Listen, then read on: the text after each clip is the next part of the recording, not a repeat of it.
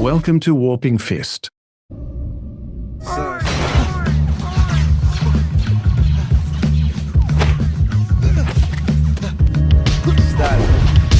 When Phil Lord and Chris Miller began writing Spider-Man Across the Spider-Verse, they came across a major problem. The story was much too ambitious and grand to fit into one film. As a result, the film would be split into two parts, Across and Beyond the Spider-Verse. However, as a result, it means that Across the Spider-Verse in some ways felt like an incomplete film, with several plot points set up within the film that won't pay off until Beyond the Spider-Verse releases. One of these plot points is the existence of Prowler Miles. If you take a look at some early production material, it not only gives us insight into this version of the character, but also heavily hints towards a major plotline in the sequel.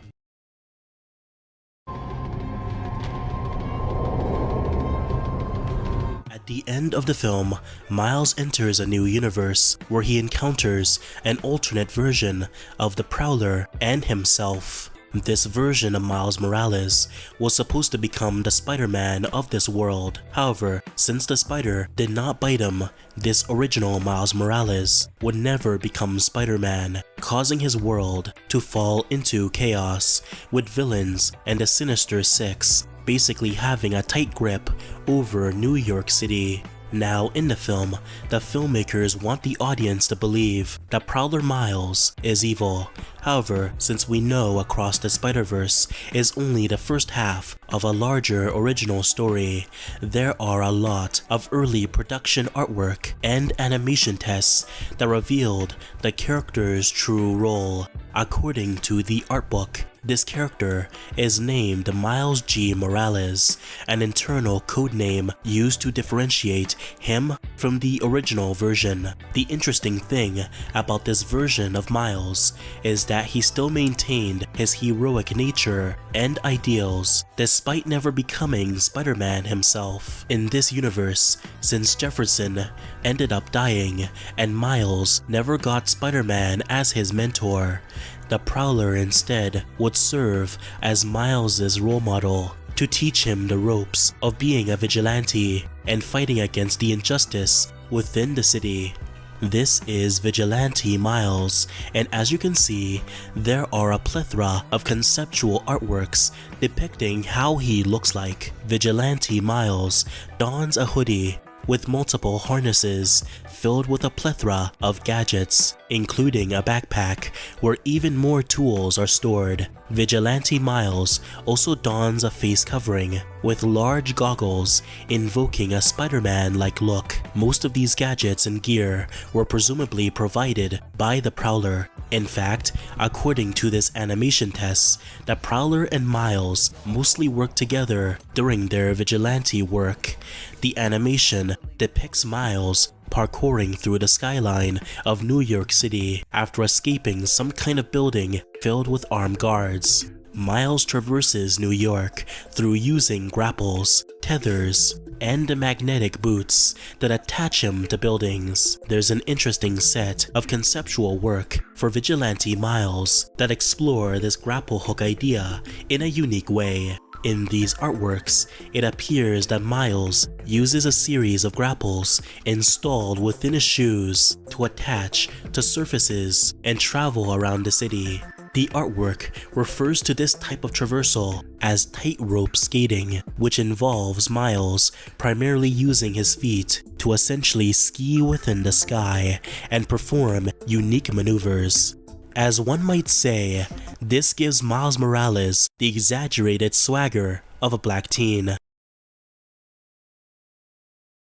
and is a brilliant way to approach a form of web swinging. The animation also shows Miles teaming up with the Prowler, who both through coordination, timing, and effective gadget use help each other move through the city. Miles then drops off a health package to his mother.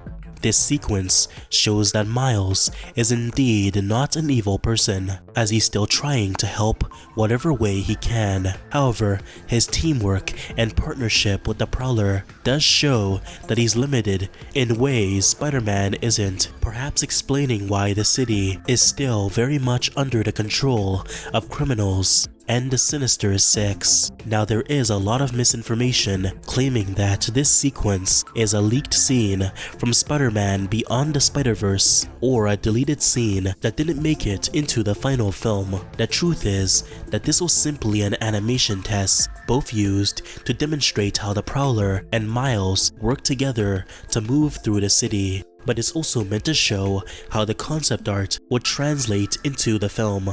Remember, Across and Beyond the Spider-Verse were originally being worked on at the same time, so this animation test is just how it sounds, a test, a way for the animators to get an idea of how Prowler Miles would move and translate into the film. But it also shows a bit of backstory for the character, which may or may not be re-explored in Beyond the Spider-Verse. I think the most exciting aspect of this character was his role in the film. Not the final movie, of course, but his role within the conceptual artwork.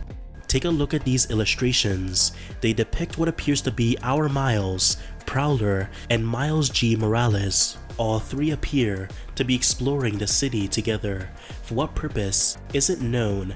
As of right now, Miles must have struck a deal with the both of them, one in which, in exchange for helping the two achieve some kind of goal, which is likely helping them fight the Sinister Six within New York. Prowler Miles and the Prowler will help him break into Alchemax and activate the Collider to send Miles back to his original universe. Now, these artworks are likely depicting events that were present in the original Across the Spider-Verse before it was split into two parts, meaning they would have spent a significant amount of time in this world, with other events in between, before Miles returns home and defeats the Spot for good. However, we can't possibly know the context of this artwork unless we worked on the film ourselves.